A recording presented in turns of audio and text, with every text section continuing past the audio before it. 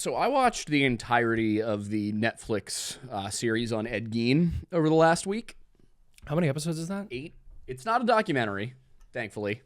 It's Charlie Hunnam starring, right? Oh, I will say nothing bad about Charlie Hunnam. Oh my God, what a performance. Really? Like, listen, I have nothing but bad things to say about the entire series.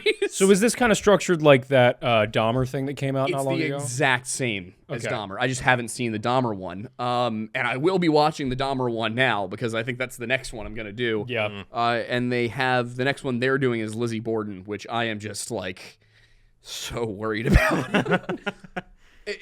Look, you guys haven't seen the Ed Gein documentary yet that we're making because A, it's not out yet, and B, it's going to be on Pepperbox. You guys will get a video that breaks down every single thing Netflix got wrong about Ed Gein in excruciating detail because I was watching it and having read the book, Deviant by Harold Schechter, which is phenomenal, incredible book.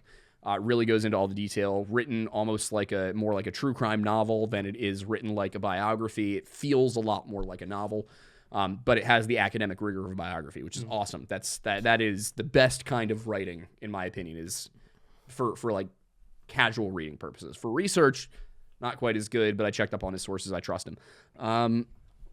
But no, I was watching it, and every couple minutes I would look at Amanda and be like, that's wrong. That's wrong. That didn't happen. That happened, but not that point. Like, What did you read in materials before watching it? I kind of read it, and I read Harold Schechter's Deviant while I was watching it, sort of like, not like at the same time, but like I would read a couple of chapters, I would watch the show, kind of that kind of thing. I had read the Netflix, or not the Netflix, I'd read the Wikipedia for it. I had read a few articles on it. I had read some newspapers. I think probably the most jarring inaccuracy is the presence of a character named Adeline, who was real person. And this is why it's so bad. Yeah. Adeline Watkins is a real person, real human being. Not only do they portray her as being in her like 20s throughout the entire series somehow, she never looks old. Even when they have Ed Gein in his like 70s with white hair and everything, she looks, all they do is they give her glasses. There's no makeup, no added wrinkles, no aging effects. Just looks like a 26-year-old woman the entire show. Interesting. But also they have her as being a neighbor who lives on a farm near Ed's, and she knows him really well, and they hang out all the time for like decades. Granted, this is largely based on the fact that there was an article that came out in, I think, the Minnesota Tribune a few days after Ed Gein is arrested in 1957. And this article portrays it as though Adeline Watkins and Ed Gein had an ongoing relationship for decades, and that he'd even proposed to her and everything. None of it happened. And even a couple days after that, another article came out where Adeline Watkins was like, hey, I don't know how the Tribune decided this story existed, but none of that is true. Like, I was interviewed, but they made all of it up. Basically, her entire function in the Ed Gein story, in reality, is they knew each other for a few years. They hung out like once or twice a month for a few months, and then they stopped. The show has her like suggesting he fucks corpses. Like not suggesting he does that, like suggesting to him that he should do that. Oh. Yeah. Okay, so do the loved ones of these people not sue Netflix or whoever you is can't making sue for defamation of a dead person. their Oh, is estate Adeline dead? can't sue? Yeah, Adeline Watkins. Well, that's the other thing. They make it look like, you know, she's a young woman. She was in her 50s when Ed Gein was arrested. In the 50s. Mm-hmm.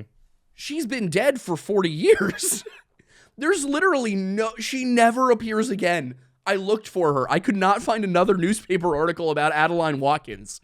I couldn't even find her obituary. I didn't look that hard for it, but like usually it's pretty easy to find somebody's obituary. Yeah. She doesn't show up in any census records in Wisconsin after 1950. So maybe she moved somewhere. The show has her moved to New York at one point and then come back.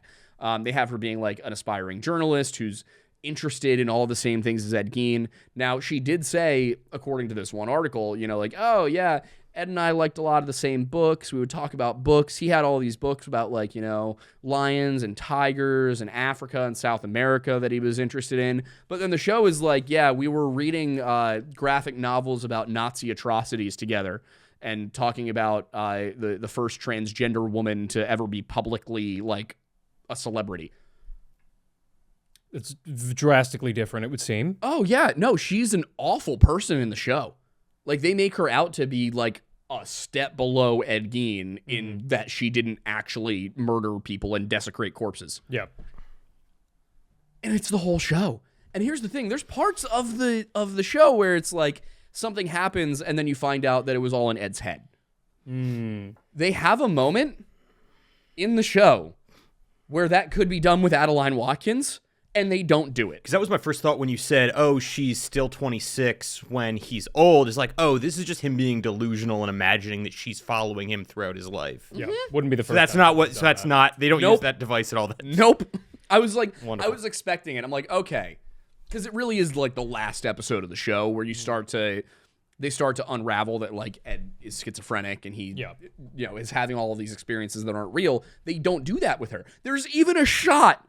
There is a shot at the end of the show right before Ed Gein dies, which, first of all, they humanize the man way too much for what he was. Like, I feel bad for him for some reasons.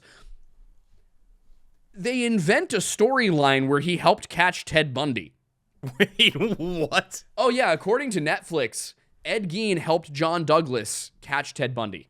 The John Douglas that was famous for being instrumental in the behavioral analysis unit, the guy who inspired Criminal Minds, the guy who arguably gave the Ramseys entirely too much credibility through the biggest mistake of his entire career, which was, believing John Ramsey at his word. It's kind of sabotaging that whole Yeah. case. Anyway, point is, they have him helping the FBI's behavioral analysis unit in the 70s when it was a brand new thing that barely existed, to catch Ted Bundy. And this isn't one of the delusions. This is a real thing. That they use this to give Ed Gein a redemption arc. is this. They gave Ed Gein a redemption arc. Yeah. And I assume there's no version of this where, like, he did contribute something to some investigation of somebody nobody's heard of. It doesn't. This is just John complete Douglas fiction. literally said that he did meet with Ed Gein purely out of curiosity when he was visiting that hospital, and Ed Gein was too psychotic to make any sense whatsoever about anything. I think they went because they wanted to talk to him probably about, like, to interview him for their profiling stuff. Yeah. And they were like, yeah, he was just totally insane. Like, not, like, divorced from reality. So, yeah, they have that. But what I was talking about is at the very end of the show, there's a scene where he's talking to Adeline, right? And what they do is they have a camera angle. So he's in a room. There's a window here. He's sitting with the window to his back. Adeline's sitting right here. And there's a doorway over here. So after the scene of them talking, a nurse comes over with to grab his wheelchair and take him out of the room, and it switches frames. So instead of the window being here and Ed being here and Adeline being here, you're seeing from the doorway's perspective. Mm-hmm. And you can only see Ed, the window, the nurse in the wheelchair. Nurse takes him, starts pulling him away from something, walks him out of the frame, and the camera starts to kind of go like this, right? Starts to rotate so that you're seeing around the door frame. And at that moment, I'm expecting, like, okay, here's the moment where we see that all of these interactions with Adeline were never real. It's going to be an empty chair. Yeah. I'm ready for it. I'm expecting, I'm like, damn, that's actually really good. They did a good job of that. I mean, I almost stopped watching the show after episode 5 because I was like, this is impossible. Like, knowing the truth, it's impossible to watch this. But I'm like, okay, you know what? I disagree with the choice to do this so late in the show because, if somebody turns it off earlier because they're just, like, disgusted or they can't get through it, they're going to think that Adeline Watkins did all of these things and this is a real person and you shouldn't defame somebody's character like that even after they're dead. But I'm like, all right, you know what? I disagree with the timing they chose, but at least they're finally doing it. They were trying to give the weight of just how long he'd been insane. Yeah. Camera turns around, rotates around. She's still in the chair. Doing what? Just sitting there looking, like, upset about the fact that, she never visited or wrote after he'd been arrested, after all the things they had shared together. Like, she should have been there for him when he needed her. And I'm like, you had the perfect opportunity. You had the perfect opportunity to make this that she, like, the first scene where he's early in the show, he's like basically like, peeking in at her while she's changing. He snuck into her house, I guess. It never really happened. She didn't have a house. She lived in an apartment in town, not on a farm. And you're like, okay, he invented all of this over the years. Like, this has all been insane. Nope. She's just there. It is wild to me that her estate or her heirs can't like take. I don't know if she ever had kids. No, fair. That's the other thing is, like, from what I in her 50s, she was a spinster. She didn't have kids in her 50s. Okay, got it. So she probably never had children. So even if a relative wanted to sue over it, they couldn't, which is probably why Netflix felt confident that they could get away with it. Probably. Because they probably looked at it and they're like, well, she's got no... And, like, don't get me wrong. There have been cases where you've covered something and I've been like, this person has no living relatives, so I'm comfortable saying these things. But those were not in cases where I was defaming somebody's character. They were in cases where it was like, I might use more euphemisms or be a little bit less detailed because I don't want to, hurt this person's surviving family by telling the truth about something that's not necessarily relevant to the rest of the case. Yeah. That's more just tact in how you're presenting it than Exactly. you coming up with things that did not happen. I go out of my way to be as detailed as possible in all of our stuff. At the same time, that doesn't mean including extraneous, unnecessary details about somebody just because you can. Netflix went and invented a bunch of stuff. I did find out that apparently I did not know Ted Bundy was a necrophile. Oh. You didn't know that? No, I didn't know that. I knew he was I knew he killed women and hid their bodies in the woods. I did not know he did those things to them. Yep. But I mean, there's the big inaccuracies like that. But then the other thing is you're watching it and having read the book, I'm like, okay, this stuff is not on the Wikipedia page. It's not in the magazine articles. You had to read a book about Ed Gein to get the story of this happening. But then they just they move things, or like, it's one of those things where it's like, not only in order to even know about this, to put it into the story, you have to know that the way you portrayed it is inaccurate. Bernice Worden, for example, who you heard now what he did to Bernice Worden. The show has them like hooking up and her coming on to him and like, convincing him to have sex with her and then getting really mad when he breaks up with her because he's still in love with Adeline. And then I think the funniest part is that the scene where he kills her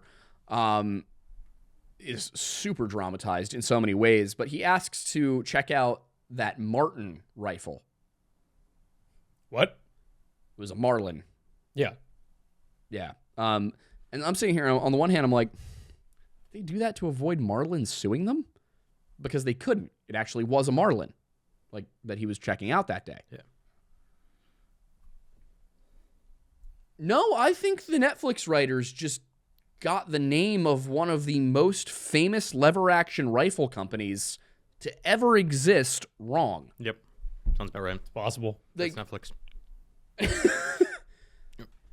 I was... That's probably the least surprising mistake that you mentioned so far, if I'm going to be honest. Yeah, and there's a lot of other things. And there's certain changes where, like in the show, they have Frank Worden find the body. Frank Worden isn't the one who found the body. That was Art Schley. And I can't remember the guy's first name, but Captain Shephorster. They're the ones that found the body. And it was in the summer kitchen, attached to the house. In the show, Frank Worden finds it in the barn. And I get it. That's a little bit of artistic license. Sure. Okay. I'm not mad about that one. Yeah. But when you pile on everything else they got wrong, and I wouldn't be so upset about it if it weren't for the fact that they really took multiple actual human beings. And Bernice Worden had descendants. Like, she was a grandmother. Mm-hmm. It is theoretically possible, given that she had a grandchild in the late 50s, that kid is alive in their 70s and could have seen this show. Mm-hmm. Yeah. where they made her out to be a promiscuous woman who was sleeping with people around town and had a bad reputation and all that. Kind of like mixed her up with Mary Hogan in a lot of ways. Just bizarre choices that somebody with a conscience wouldn't make. Right. And then to do all of that and give Ed Gein a redemption arc. It seems like they were trying to Dahmerify Ed Gein a bit, just in what you've described in the show. Have you seen the Dahmer one? Because I haven't. I've seen bits and pieces of it, and I've seen consolidations of what happens, and also just general understanding of who Dahmer was. Yeah. Aside from the Netflix documentary, I did see My Friend Dahmer in college when that came out, and I've seen a couple other things.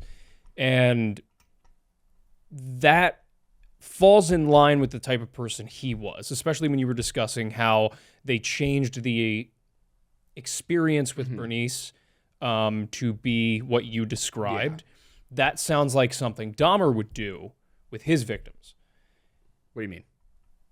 In terms of like trying to seduce them and then things going wrong and stuff like that. So it's like, it just sounds like in a way, because maybe they came up with the story and the idea, and I wouldn't be shocked if members of the production staff just kind of took the writers at their word. I think there also was a rumor that Gein had helped with the Bundy investigation. Yeah, and that makes sense. And I'm sure to some extent, as many fictional things do, this where there's smoke, there's fire usually means that, like, even if fire doesn't exist in the facts, you can use that in the story if you want.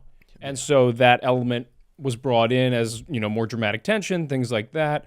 I don't know what Netflix's programming style is in terms of internally what they designed their limits to be on fiction versus reality. But the thing that makes me wonder is, did you see throughout the show, knowing what you know about the Ed Gein story, do you feel that the changes they made to the facts for the sake of the show were for the betterment of the show and the story?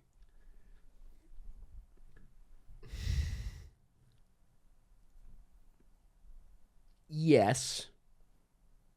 It is a better story, the way they told it. In terms of, from a purely storytelling perspective, it is a better story. It is more entertaining than it would have been if they stuck to all the facts. However, from an ethical standpoint, I think there is a line where if you have to change so much of the story to make it palatable as a drama, you just shouldn't do it. Yeah.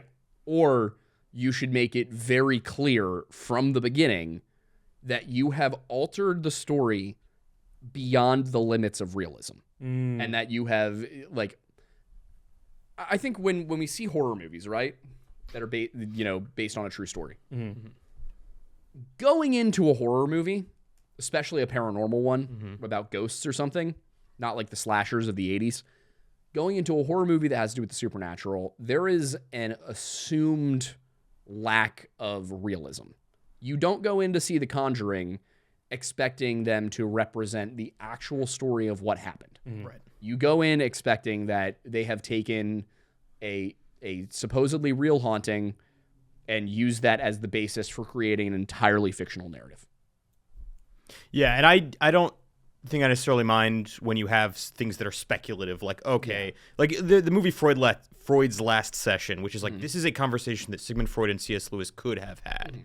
They, as far as historical evidence suggests, never met, but they both were in London during this time frame. They could have had this conversation. I would have no issue with a movie about John Douglas meeting Ed Gein and trying to say, hey, I'm trying to catch this other guy. What's going on? As long as that movie stays as close as possible to what could they have said to each other based on what we do know.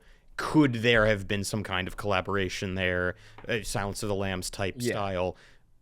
But that would require you to not be doing all these other things that change the nature of who Ed Gein was. Exactly. And I think that's the thing about it, is if there had been a scene even at the end of the show, like a montage of these experiences that he thought he had, but they reshot it without the person there, or with the person saying something different, or with the interaction going a different way, and they had that at the end, I think there's an argument for still making the show the way they did. Because at the very end, there's that payoff of they've built it up almost to make you sympathize with Ed Gein, and then revealed that none of it was ever real.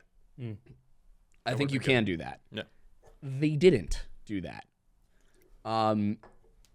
Ed Gein probably never understood why his actions were wrong. He understood that they were, that the psychiatrists agree, their perspective on it was that you wouldn't outwardly know the man is insane. Because while he could explain to you the concept of right and wrong, it didn't actually apply in his head. He understood that these two things, he understood that something could be wrong, but not why it was wrong. He knew it's wrong to kill people. He didn't know why it's wrong to kill people. He knew it's wrong to dig up a grave, skin the corpse, and then wear it as a vest. He couldn't explain why that was wrong to you. And he really didn't understand why it was wrong to do anything to corpses. Like, he was just like, well, they're already dead. What's it matter? Wow. But again, it's one of those things where it's not that he was just uncaring. He was legitimately insane, both because he clearly had a predisposition to mental illness. He had schizophrenia, but also because the way he was raised was just so dark. I mean, you guys can catch that episode will be out on Pepperbox, I think, next week, if not the week after. But his childhood was just so messed up at every stage of the way. One of the first things I say at the end of the first full chapter, like one of the last things I say is, if you put just about anybody into the circumstances that Ed Gein went through, you'd have a chance of making Ed Gein. Yeah. Because it's an important psychological case study in how childhood trauma and, a domineering mother can turn a young man into a sexually deviant weirdo. Yeah. It doesn't exonerate him. It doesn't mean he didn't do evil things. I would argue Ed Gein probably wasn't evil. He did evil things, but he was not an evil man. Yeah. That is not necessarily true of, like, a guy like Ted Bundy is evil. Ted Bundy knew what he was doing. He didn't have voices in his head. He knew what he was doing was wrong, and he did it anyway because he didn't care. Yeah. Because he was a sociopath. And then, of course, you can't get into the discussion of, is it fair to judge a sociopath by the same standards we judge people who can feel emotions?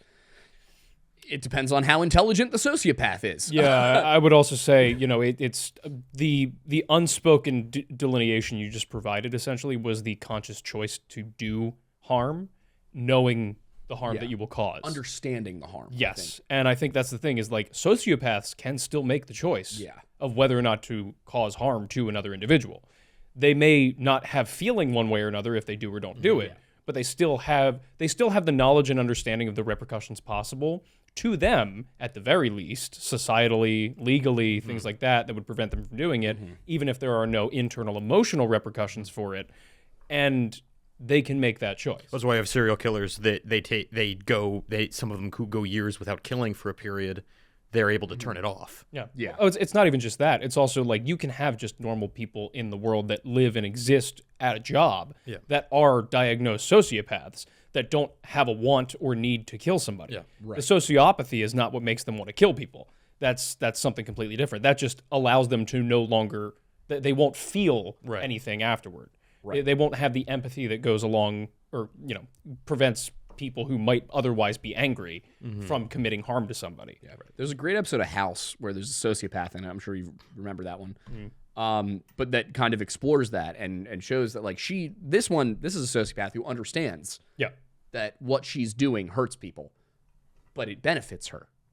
There are sociopaths who can't feel emotions, but they do understand how morality works, and they do understand that other people feel emotions, and so they make a conscious effort to not hurt other people. Like, there is a delineation there, and if you understand that other people have emotions and that what you're doing might hurt them, even if you can't empathize, like you make the choice to not do that.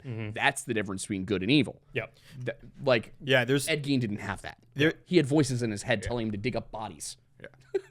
Yeah, when you don't have a firm grasp around your actual consciousness, and you can't even parse out the difference between good and evil, you're in your own equation. And that's why he never actually like went to prison. Is at no point in his adult life after he was arrested did the psychiatrist think that he was capable of either aiding in his own defense or understanding the difference between right and wrong. And that was the legal definition in Wisconsin is, are you capable of aiding, like if somebody is only legally insane if they not only don't understand the difference between what right and wrong, but also if they're incapable of helping in their own defense. And they found Ed Gein could not do either of those things. Right. That was the legal definition of insanity. Even the guy for the prosecution, the expert for the prosecution who was trying, the prosecution wanted to put him on trial and put him in prison, probably put him to death. Yeah. Even the prosecution's psychiatrist was like, does he necessarily fit the legal definition of insanity? I'd say it's borderline.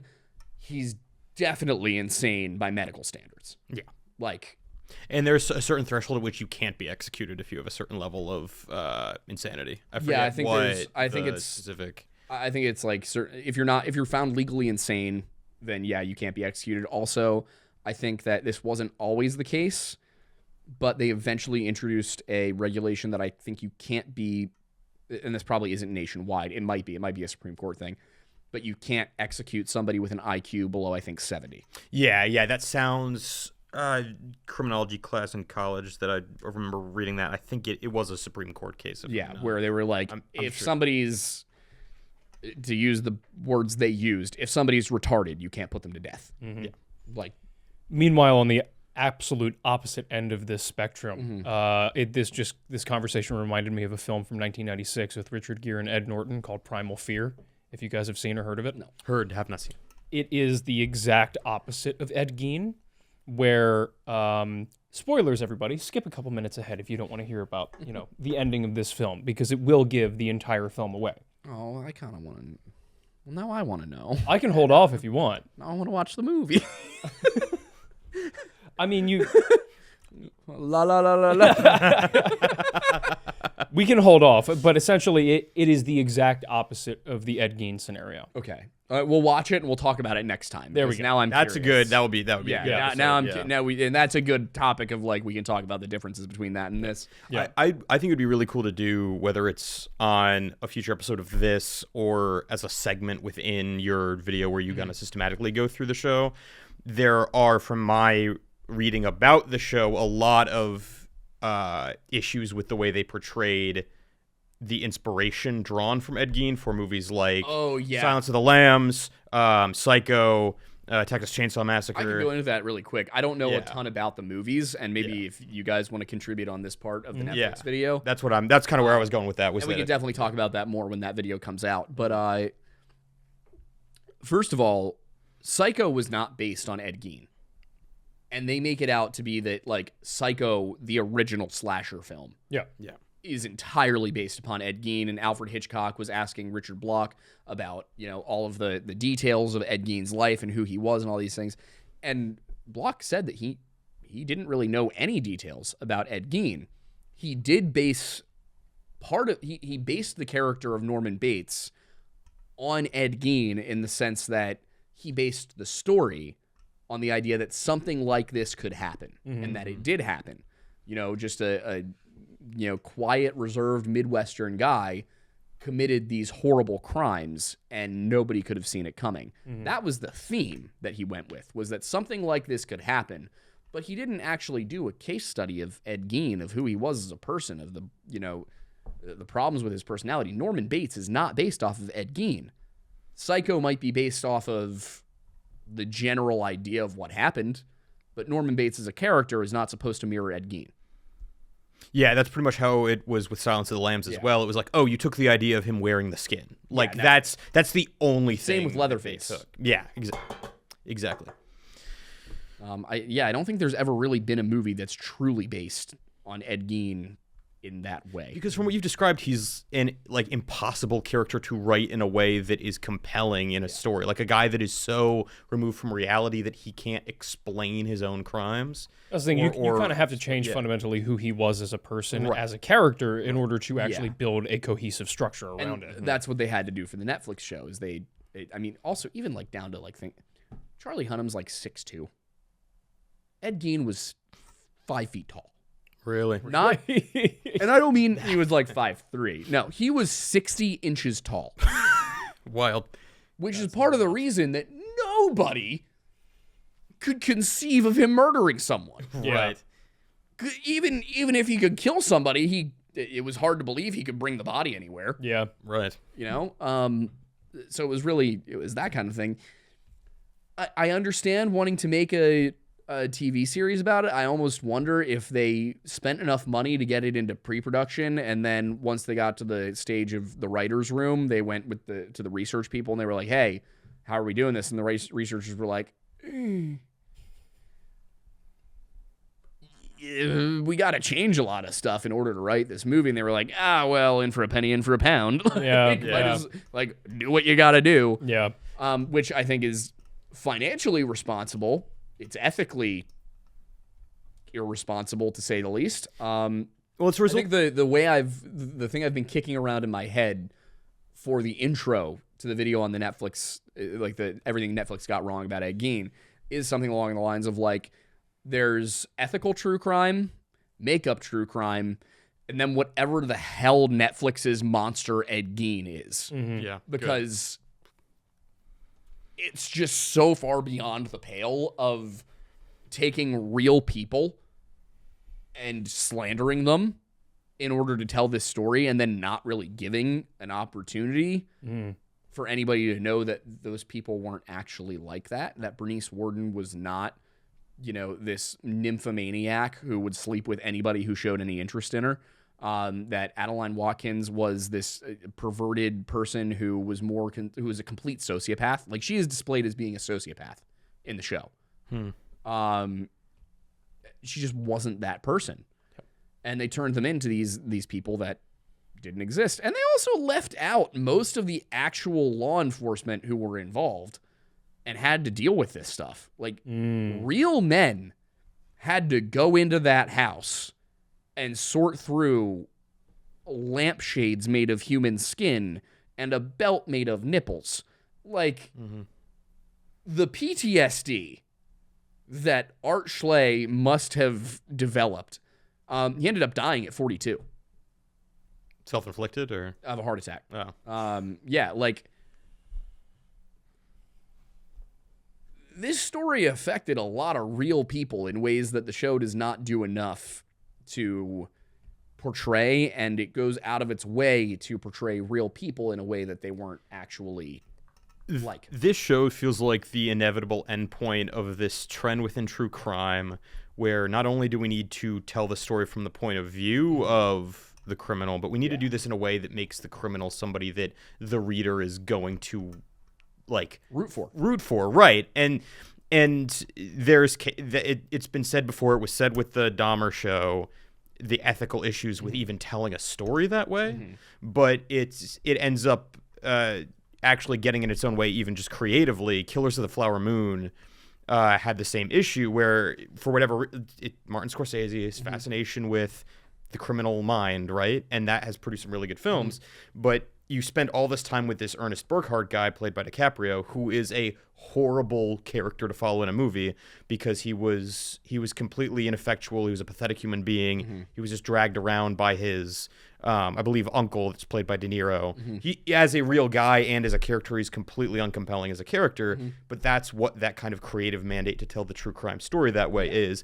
And in exactly the same thing you're describing with law enforcement, Jesse Plemons plays a guy who helped change the face of law enforcement forever. And he has half a dozen scenes. Yeah, I will say, if that. I read the book ahead of watching the film, and not gonna lie, I didn't even get the full way through the film when it came out. I knew Scorsese was directing it, and as I read the book, in my head, I developed the movie I thought Scorsese would make. Having watched several of his films, in my head, I was like, okay, I see the storylines here for each of these characters. Based on what he's done in the past, what would a Scorsese film look like? It was shocking how different it was. Yeah. And it wasn't me constructing how I think I would have done the film in my head. I need to make that clear. It's how I think Scorsese would have done it. And again, my bias, it may just be that, I have a misunderstanding of what Scorsese would have done. Yeah. But the fact that you have the development of the FBI in this story, and you have the epitome of the old guard changing to the new with the U.S. Marshals. No, it was the... It wasn't the Marshals. Pinkertons? No, the guys in Texas. Texas Rangers. Yes, the Rangers. You have the Rangers essentially being replaced by the FBI because the Rangers were both incompetent and corrupt in this story. And then you have, it wasn't Wilson. Who was it that started the FBI? J. Edgar Hoover. Hoover. You have Hoover specifically send. He has to. It's the classic real life version of making one of the old guys come out of retirement to deal with this. Yeah. And it's like, I could see Scorsese doing that in a way where it's not cliche, because he was still an element of law enforcement. It was the guys from Tombstone, because it was brothers. Wait, the actual guys? Not the actual I was guys, gonna but say. no. They would have been old. No. But it was the same deal where like he had brothers that were involved in law enforcement, and they all had to come out, and it was a similar kind of story. So it's like you have the blueprint there. You have the blueprint, and then you also have this You really have one of the best law enforcement focused movies of all time in Tombstone. And then you also had this phenomenally unique story where you have a native tribe that becomes the wealthiest people in the world because of the oil that's on their land. And you have the story of them essentially being enslaved by white people because they were deemed incapable of managing their own finances. Yep. And you have this wild, Were they capable of managing their own finances? They were absolutely Okay. capable, yeah. But the problem is I'm not doubting it. I just want to be like, was there any truth to that? they were as incapable as anybody is incapable, in the sense of like there are going to be people who are responsible with their money, and there are going to be people who drink and gamble and do all that away. But that's any population on the planet. Yeah. But the problem is like It was collective punishment. it was collective punishment essentially, because it was white people essentially being like, we should have had this. See, now, not to interrupt the conversation, but something like that, I think, is the kind of thing where you should, there's a Supreme Court case in that for applying collective punishment to an entire tribe because of the actions of a few people that I think it was the Osage, right? Yeah. Yeah, well. Would probably get a huge settlement from the U.S. government. Yeah. Oh, I would imagine. I think there was, to some extent, a lawsuit eventually. I can't remember all the details at the end, but the crazy thing is like the book. After everybody died, though. Yeah. Lily That's the thing is, Gladstone's the character. tribe still exists. Yeah. But the book, so it centers around, I can't remember the name of the one woman, but she's in the film, but she is the focus of the book because it's her family that is the keystone of all of these You're talking about conspiracies becoming undone. Talking about Lily Gladstone's character, or you're talking about somebody else? I can't remember it. It's the main woman in the book, and it's her family that is being murdered. Oh yeah, no, Lily Gladstone is she's Yeah, what's the actual person's name though? 1 second. I'll tell you. But she is the main character because it's her family being murdered and the investigation into those murders that undoes the entire conspiracy of this entire community of white people taking advantage of the natives. And the movie focuses on her husband, who in the book is Molly Burkhart. Molly Burkhart. Yeah. And the movie focuses on the husband, who in the book, like you describe, is basically worthless. The only service he functions as is essentially muscle for one or two of the murders. And he's not even directly involved. He's basically just being pushed into usage by his uncle. The uncle should have been a bigger character, at least based on the way the book was. But it was one of those really weird things where it was like, there wasn't a ton factually wrong with the film, but it just seemed like the perspectives that were chosen to be followed were really unusual. It was this crazy, because what you're describing is not outside of Scorsese's house style. It's very departed. It's very that is something that is completely in bounds for him, but he changes the story to be more him in all the wrong ways. There's this through line throughout all of his movies Goodfellas, Wolf of Wall Street, I mean Taxi Driver. It's all over them. Where you have this guy that the archetype is somebody that does not have a lot of intrinsic skill or talent at anything, figures out one specific hustle that they're very good at, becomes as rich as a king, and then proceeds to, through their own greed and incompetence, lose it all and become a schmuck, basically. Like the King of Comedy there is this line in the King of Comedy where he talks about like there's two kinds of men. There's kings and there's schmucks, and that's Scorsese tipping his hand to the whole thing. His whole filmography is focused on is schmucks pretending to be kings and trying to be. That's not ever what that book should have been turned into. That book should have been about Tom White. It should have been about Edgar Hoover, and it should have been about this like history-changing criminal investigation. Yeah. But he's like, no, I can figure out how to squeeze it into this existing format that I have. Yeah, I've already done a million times. It's unfortunate. Like realistically, the way the book is structured, Leonardo DiCaprio should have never played that part Why? because It just wasn't. It's not a big enough part for an actor of that caliber. No. That guy should not have been even a big supporting character. Like De Niro, like in terms of even if you're going to frame it the other way, where Plemons is like maybe the main character, Edgar Hoover's played by somebody else who's the second lead. The main villain is just going to be De Niro. You don't need a name actor playing Ernest Burkhart at all. Yeah. Also, This is giving me a good idea for a very ahistorical movie that we could make, though, where like about the U.S. Marshals and the FBI and kind of the last gasp of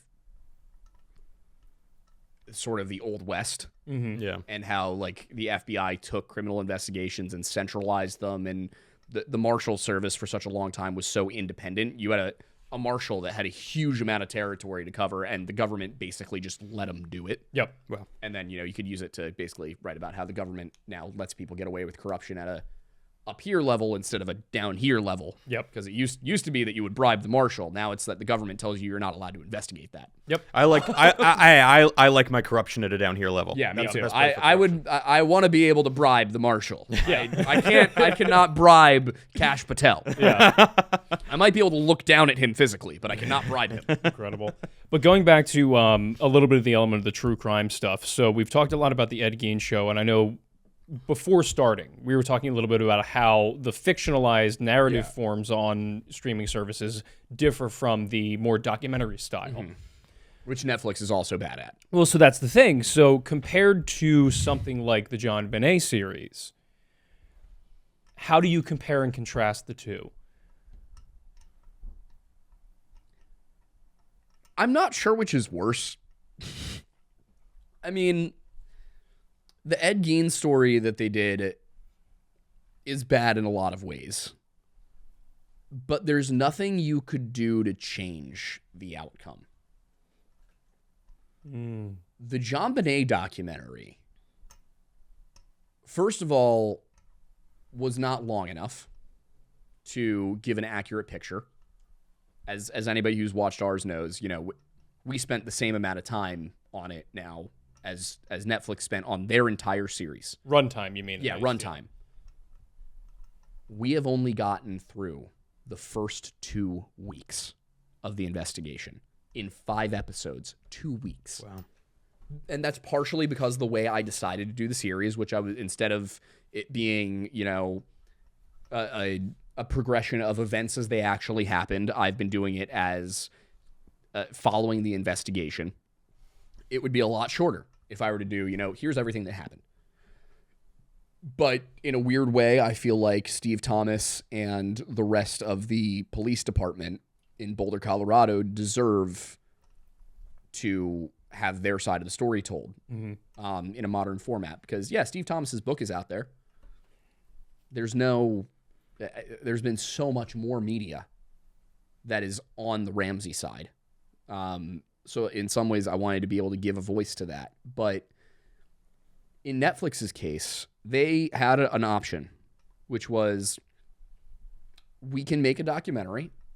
We can lay out all the facts as they stand and accept that John Ramsey will not do it. He will not be interviewed. No member of the Ramsey family will agree to be interviewed. And we might get sued.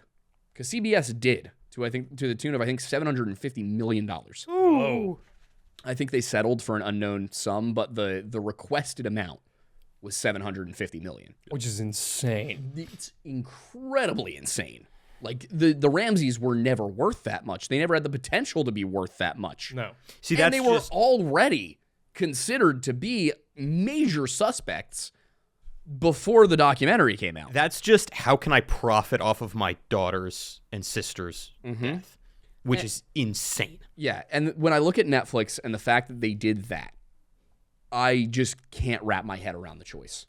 That you have the opportunity to show the facts of the case almost 30 years on in a way that you arguably could get away with anything that you say that's anti-Ramsey by saying, oh, well, we were just citing what the CBS crew said. Like, they could have found a way to be like, in 2016, a CBS documentary said these things, and then present all of the stuff that the Ramseys sued over without putting themselves at risk of being sued, Yeah. because then they're just documenting what CBS did. Yeah, they didn't have to give an opinion on it. They could have Exactly. just stated the things that had happened. Exactly. But instead of doing that, they basically left the CBS documentary out of it entirely. They ignored all of their findings and sort of retold the story in a way that was palatable to the Ramsey family. I don't... They even found a way to make John Ramsey not telling his wife that they had stopped giving her chemo be a mercy. I mean, this man did not ask her permission to take her off chemotherapy. He admitted that. He said, I didn't want to cause her any undue stress, basically. Cancer killed Patsy Ramsey, but John Ramsey helped it happen. Yeah. He made sure that she did not hang. And listen, there is an argument to be made that when somebody is in the terminal stages of cancer, allowing them to die rather than prolonging their life through chemotherapy and radiation and treatment and everything, allowing them to die is the merciful thing to do. It should be that person's choice. Yeah. It should, if somebody is dying of cancer, if there is nothing you can do, and you're at the point where it's, if you stop taking chemotherapy, you will be dead in a month, versus if you keep taking chemotherapy, you'll make it 6 months, but you'll spend most of them in the hospital. That's their choice. Mm-hmm. You know? That's the thing. It's also like there's a reason informed consent is a requirement throughout the entirety of the medical field that is and should still be applied to that scenario. Yeah. Almost mostly so. Yeah. In my opinion, this is my opinion. All of this is allegedly. John Ramsey, you can't sue me for having an opinion. Reminder. Also, you won't get anything out of me. I don't have money. I think that he was worried that the longer she went on in the state she was in, the more likely it would be that she was going to admit to what they had done. Yeah. That makes a lot of sense. Facts. Because as you are on death's doorstep, you want to amend for sins that you've And made. here's the thing. I believe Patsy Ramsey believed in God. And I believe she believed in the Christian God. And I think there was concern that she would come clean. Now, again, it's my opinion that Patsy Ramsey was involved in this. It's my opinion that John Ramsey was involved in this. It's my opinion that Burke Ramsey was involved in this. And for those of you who haven't seen the series or forget what happened, working theory right now, having read these books multiple times and still working my way through them, I think that Burke Ramsey was eating a snack of pineapple in the kitchen late at night. And I think that John Bonet came down, and I think she took a piece of pineapple, and I think he hit her in the head with a heavy object, probably this steel flashlight that was down there. Might have been thick aluminum, but still heavy. I think he cracked her skull with it, and that she, went unconscious. And then I think that either right after that, or maybe the next morning, or maybe several hours later, at some point between that happening, sometime between midnight and 1 a.m., John Ramsey finds his daughter. He recognizes that something has happened here. I think Burke probably told him, and says, I have a choice between taking my daughter to the hospital, in which case there will be a CPS investigation. I will have to admit that it was my son that did this. And at the very least, he will go away for several years to an institution of some kind. I will be a pariah. My entire business will fall apart because the media will pounce on it. My political opponents, will pounce on it. It'll be a devastating tragedy for the family in every conceivable way. It's going to be a devastating tragedy either way, but I think he realized that there is a way to make this go away, make this be something else. Well, I do technically work for a defense contractor. There could be people that want to harm me. The only way to make sure nobody asks questions is to make sure JonBenet disappears. And then I think he realized also that she was still alive, and the only merciful way to put her out of her misery in those circumstances without causing, there to be evidence would be to strangle her. And I think that's why he used, I think he used a wooden handle and a rope to fashion a knot, basically the kind of knot you would use to tie around something to drag it, and just tightened it, strangled her, left her body down there. I think the fact that she had a blanket over her and everything, there's a lot of stuff that profiling wise suggests that this was somebody who cared about her, who placed her there. That's the other thing. It does not look like the scene you would have if somebody broke into that house and killed that child. Whoever put JonBenet there cared for her. That's why she was covered with a blanket. That's why I don't remember all the details right now, but that is why it was in the position it was. And the one thing I'm struggling to wrap my head around is, how did they think that they wouldn't get caught? Like, was it just panic? I think it was partially panic, and I think they also had confidence in their plan. I think they also probably thought the police would not search the house quite as thoroughly as they did, or that they wouldn't check the room where he hid the body. I think they probably didn't even think they would check the house, period. I don't think it is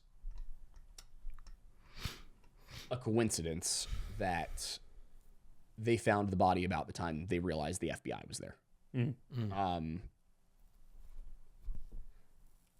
Well, at the least FBI from the start said it was not the FBI as the bureau. Yeah. But the FBI agent there, whose name is escaping me, the FBI agent who was there when they went back White, to the... was it? What? John White, was that? No. It started with an R. I think his first name had an R. One of his names had an R in it, but it's been a while.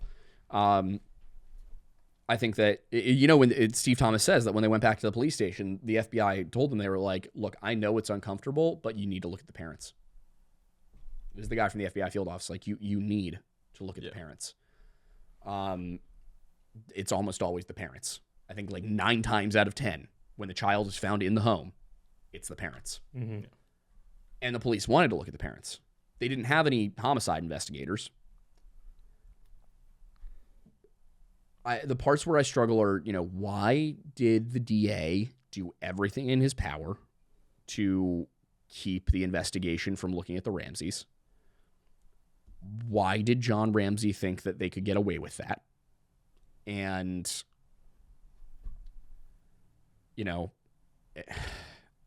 I can't wait for the deep dive into Alex Hunter.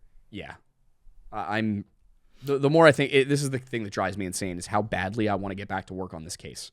Every time I think about it, is I'm like, I feel like I'm so close to being able to put the pieces together to prove how it all happened. Did John have political aspirations? I don't think so, but he did work for a defense contractor. Like, he owned a defense contracting company. Yeah. Now, granted, it wasn't a major one. It was just a subsidiary of Lockheed Martin, if I remember correctly. Yeah. Yeah, that was going to be my question, was would the DA have had some sort of political reason to, want to protect Well, an ally yes, of but it's his separate or from the something? Ramseys. It's not because... Yeah, it was because he just wanted to keep looking like the golden boy. I mean, they didn't bring... They made plea deals for everything. Well, because they wanted the town of Boulder to seem like it was low crime. even though it had crimes. Yeah. They would do all of these pleas Yeah. to keep the numbers down, Right. to keep, I guess, either the council or the mayor of that town or whoever happy, because if there's low crime in the town, people will move in, businesses If it will looks move like in. there's low crime, you keep getting elected. Yeah. Yeah. So that, okay, so it wasn't necessarily a personal like, oh, I want to protect John Ramsey because we have some common interest. It's just more a I general. wouldn't be shocked if they knew each other, and it was I think there was definitely a little bit of that going on. What I don't understand is the because you can't. They have to have known at a certain point. I mean, you have a DA's office who is actively handing over everything the police come up with to the Ramsey attorneys. well, this is the epitome. And they wouldn't let them be referred to as suspects. That was the other thing. Was we can't. It was they hid it as being like a. I mean, come on, they're grieving parents. We can't say they're suspects. You can keep investigating it, but you can't call them suspects. Not at a time like this. Meanwhile, you know, the thing that makes me so positive that it was the Ramseys is the fact that John Ramsey called his personal pilot to try and arrange a flight to Atlanta the day they found the body. yeah. An hour after they found the body. And that when the officers and the FBI asked him, hey, what's going on? What was that about? He said, oh, I've got a business meeting that I need to make it to in Atlanta. He didn't. Yeah. Verifiably, John Ramsey did not have a business meeting. You know how we know this? It's because his entire family was supposed to be going to Michigan for vacation that day. Interesting. He was not supposed to be going to Atlanta. Yep. So This was not a situation like he was supposed to be going to Michigan and then he tried to get to Atlanta instead. Why? I think it's because probably they're trying to flee the country and connect yeah. in Atlanta to go somewhere else. Yeah. maybe, or it could have just been that they felt like if they got to Atlanta, I mean they would have more resources, they'd be around more They family. were from in there, yeah. A lot of their family lived in Atlanta. I think they were just trying to circle the wagons. I also wouldn't be shocked if they were making an attempt to do something with John Bonet. Yeah, that's the other thing. Is I think that he was. I think. Well, that's the other thing. Is they found the body before he made the phone call. So again, I think a lot of the things that you sit there and you go, well, I just don't understand the thought process. A lot of it can be explained by panic. Yeah, This it's wasn't a premeditated crime. no. John Ramsey had at most between the time John Bonet died and the time they found the body, 12 hours. That is not a lot of time. There's also the fact that the police, for some reason that Steve Thomas never understood, was the police let Patsy Ramsey's sister just go in and take all sorts of stuff out of the house.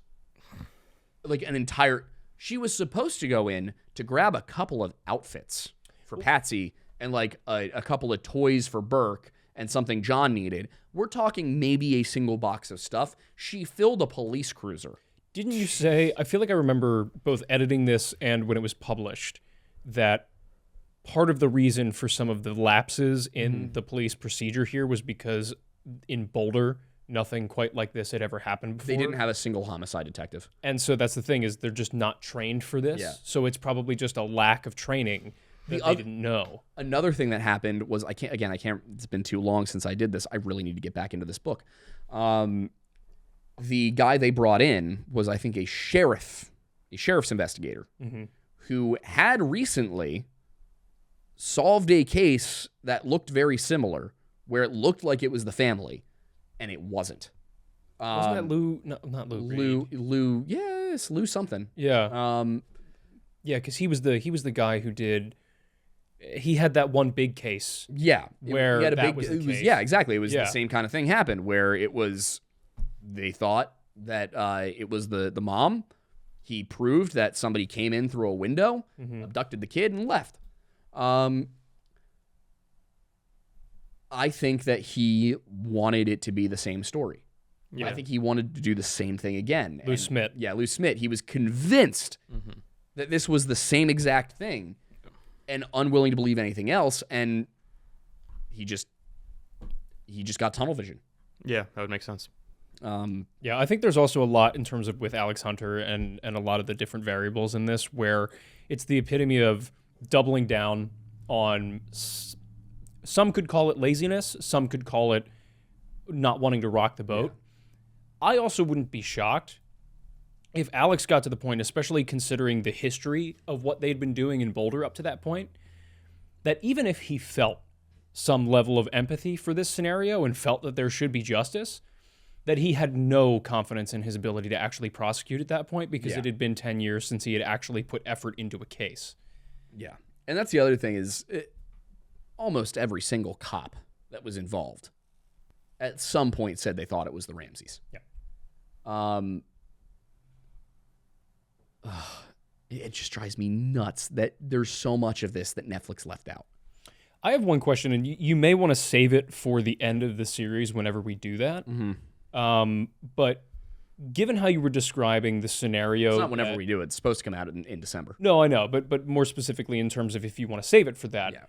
Yeah. Based on the description that you gave of the likely scenario, in your opinion, that you believe happened, do you have an opinion on the choices made that night, supposedly by John Ramsey? Because the case you made, whether it was intentional or not, was relatively empathetic to his situation. And if you want to save it... No, it's fair, because I don't know if it'll be the same opinion when I finish up. Right now, the way I see it is that if things went down the way they did... Based on your hypothesis. Yeah. John Ramsey was in an impossible situation as a father. And I think that I can understand doing what he did, because JonBenet was not going to survive that. Doing what he did allowed him to protect his son, to protect his family in a way, and to make sure that, everything kind of went the way it should have in a lot of ways. Like, she got a funeral. It was all tragic, everything that happened.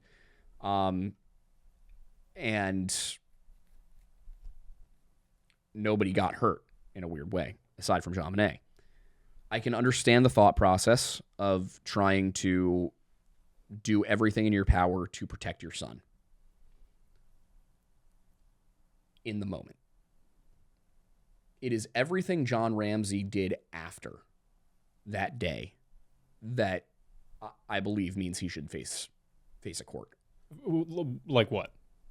The number of people he pointed the finger at, the number of people who had to get interrogated by police, who had their reputations destroyed, who had their lives destroyed, who were, cast out of their communities, who had things dug up about their lives that, just never needed to come to light. The number of people who just were torn apart through this investigation afterwards. It seems to me the principal thing to do in the aftermath would have been to go to the police and confess to the whole thing, including the part his son did. And therefore there's this sense of, all right, I know I did something that was wrong, but I did, he can still protect his son while also not evading justice and causing all this damage. Yeah. The problem, I think, was that everything he did in the moment on December 25th and 26th, 1996, I can understand. I can even empathize with. Again, it's an impossible situation. You wake up one morning, your daughter is clinging to life solely by her most basic brain functions, bleeding into her brain. Your son is obviously the one who did it. Again, this is if things went down the way I think they did. Your son is the one who obviously did it. And your only choice is to lose one child or lose both. What do you choose? It's impossible. It is an impossible choice to make. Unfortunately, his plan to cover it up was not good. Just wasn't. There was no way that was ever going to work unless they had gotten the body out first. But they couldn't do that because they risked being seen. In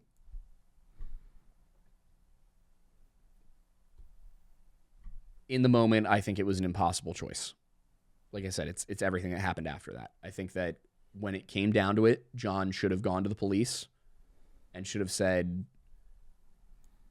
I need to come clean about some things. Again, I mean, it's an impossible choice. It's an impossible situation. There's no way out. He was put in a situation from which there was no way out without committing further immoral actions. At a time when somebody who is professing to be a Christian, to the extent that he did, is facing down a few years in prison and probably a very sympathetic jury who understands what happened, versus destroying the lives of many people to hide for as long as you can. The Christian thing to do is come clean. Yeah. More than anything, I judge John Ramsey as another Christian, especially since he claimed to be Episcopalian. So that means we come from the same general tradition.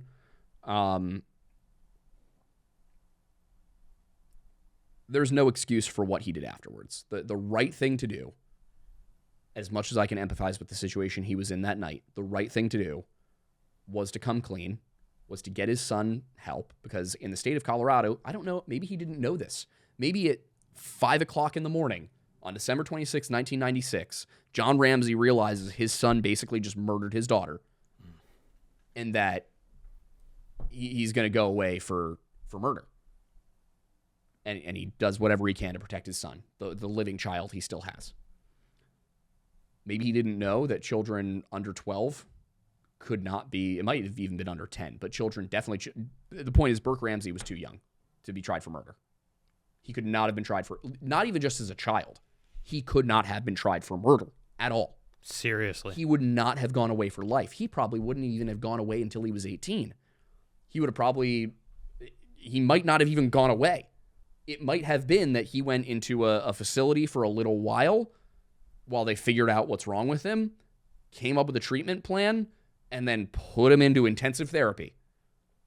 That's the part that drives me insane about it. Had John Ramsey, if this is what happened, had he just come clean when it happened, none of the bad things would have transpired. Or it's not even just come clean. If he had realized, hey, something's wrong with my son, maybe doing everything to protect him from what I think he needs to be protected from isn't actually the solution. Yeah. Maybe what led to this instance happening needs to be addressed. And that's why I think that John Ramsey should be in prison. It's not, I don't think he should be in prison for killing his daughter. I think that, again, impossible situation. I think if he did do that and he came clean to the police, if I were a juror and you came to me with first-degree murder, I would say not guilty. Yeah. If you came to me with second-degree murder, I would probably say not guilty. Third degree, I might say guilty. But even then, third-degree murder does not carry a mandatory minimum of 25 to life, especially not in Colorado. And that's assuming the jury is even going to find you guilty of it. Realistically, knowing Alex Hunter, if he had gone and confessed, or even said, let's make a deal, Hunter would probably have been like, you're going to do 1 to 3 for involuntary manslaughter, and we'll let you out for good behavior after 6 months. Yep. That would have been it. I think it was John Ramsey's ego. Yeah. I think John Ramsey's ego, I don't think it was even necessarily about protecting Burke. I think that was probably part of it, but I think another part was the knock-on effects of admitting this happened. How is it going to affect the reputation Plus, the thing is, of our he family? loses his spot at the company. He's then a felon, and he can never work in defense again. Yeah. I think that was, I think he just made a series of very bad ego-driven choices. But like I said, if everything I think happened up until the point where they made that phone call happened, I would not vote to convict that man of murder. I just wouldn't. Again, even if you came to me with third degree, I might sit there and go, ooh, is that murder? That's the thing, is it almost is putting a child who's going to die out of their misery to protect your family in a moment of sheer panic, murder. It almost reminds me of the scenario with what is it, Gary Plauché, Yeah. where he didn't see a second of jail time, and it just take apart anything after that in terms of what Ramsey did. I can understand seeing the parallels of your child has been harmed to the greatest extent possible without dying in both of these cases. Yeah. And you have a what would be considered a violent solution to both, granted very different in each case. Are they, from the perspective of a jury, justifiable reactions to that scenario? With Gary Plauché, it was agreed. There might have even, again, there might have even been an argument that you could rule not guilty by temporary insanity. Exactly. Oh, yeah. Downstairs on the morning after Christmas, and you find your daughter basically dead on the floor with no real idea why it happened, other than that your son probably did it, and you go, oh my God, I have to find a way to fix this. I don't know what I'm doing. I'll put her out of her misery, and then we'll write we'll figure it out from there. We'll write a note, and then you realize this isn't going to work out. If that morning he had gone to the cops and been like, I've had some time to think. I made a choice this morning. I don't understand why I made it, but here's what happened. Yeah. And then he pled not guilty by temporary insanity because he was literally that grief-stricken by the idea that his son had just killed his daughter, and in the moment he did what he thought he had to do to protect his family. I think he could have been found not guilty by reason of temporary insanity, been sentenced to some time in an inpatient psychiatric facility, and then supervised release for a little while and gone on living his life like nothing had ever happened. Well, and I think that's what Gary got off with was temporary insanity. It might have been. I don't know if it was just a hung jury, but also, I mean, given Gary Plauché's circumstances, dude, he could have shot the guy, walked over, and emptied the rest of the chamber. Yeah. He could have fired every shot in that cylinder, reloaded, emptied another cylinder. Yeah. And then, started beating the body with the gun. Yeah. And I would be sitting there like, Yeah.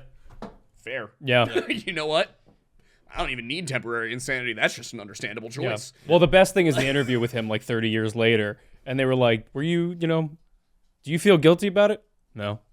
Would you do it again? Yeah. No shit, dude. What are you asking me? Yeah. No, all this is doing is making me realize I need to get back to the JonBenet thing. I wish it was all I could focus on. I wish that I could spend the next 2 or 3 months doing nothing but the JonBenet case and getting it done. I have never been more passionate about anything I've ever worked on. So, in the interest of timeliness, because we're probably coming up on we should. We're just about at the end. I do to kind of get this back to the original topic. I want to get both of your, Come here. yeah. If you can't hear, Archie is causing some commotion here. Archie, come here. Come on up, buddy. Come here. Here we go. Yeah, so I kind of want to get from both of your answers. You coming from a filmmaking background, you obviously being the person who investigates these things. Starting with Mattis, as somebody who has done all the investigation of these things, who has spent so much time with these stories, much more time than even most true crime fans probably spend on these, and in more detail, what would you say how would you summarize the responsibility, if any, that somebody who is a filmmaker or other narrative storyteller has when dealing in the realm of dramatization or fictionalization with these real life stories? I think that I think the line you have to stop at when it comes to true crime is, does telling this story harm somebody? And it depends on who that person is. If it's the criminal themselves, go for it. Do it. If you have to, it's hard to make a clear delineation, I guess. If you have to lie to make it a compelling story, you shouldn't do it. If you have to, I think that's it. If you have to lie to make it a compelling story, don't do it. That's, I think, the responsibility. It's that simple. True crime should be true. If it's not true, don't do it. Write a fictional story based on the story, and then come back to it. I think that that's where it is. You know, if somebody wanted to make a story about Ed Gein, but they wanted to make it heavily based on Ed Gein, but they wanted it, they felt they. I'll say, you know, I'll put it like this: Netflix could have made the exact show they made about Ned Bean, who lived in Prairieville, Michigan, and they could have told the exact same story with the exact same script. I'd be like, oh, that's clearly based on Ed Gein. But no, they wanted the name. They cared more about the name and the viewership than they did respecting real people who really suffered. And I think that's kind of where the line has to be drawn, is at what point does true crime stop being true? I think that there's also probably, if like the person's immediate family are still alive, there's questions to be made there. But I think that there's a lot of nuance to it.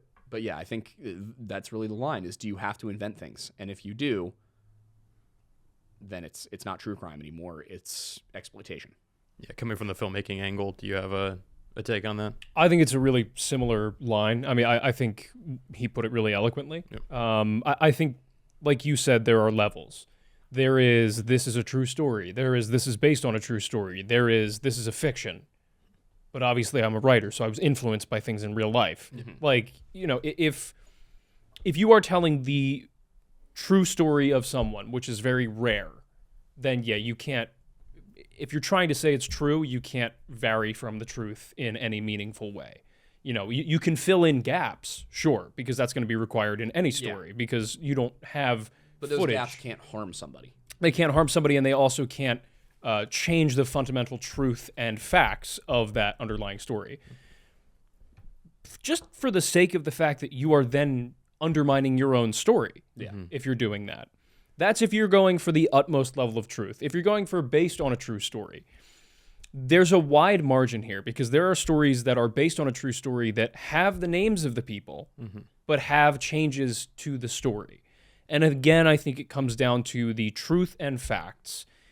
If you're adding or changing some of the facts of the story, but the underlying truth remains, sure. I think that makes sense. If you're using the characters as they were in real life, in terms of names, in terms of characterization, in terms of story beats, you can change some things and have it still work. But if you're fundamentally changing who the people are that are in their lives and what they're doing, at that point, you're not telling their story. And to attach the name to somebody who is fundamentally a different character, a different person than that real life counterpart, you are doing a disservice not only to your story, but to the history of that case, of that person, and of those victims. So it depends on what your goal is. Is the goal an interesting story that you are creating? Then stay away from real names.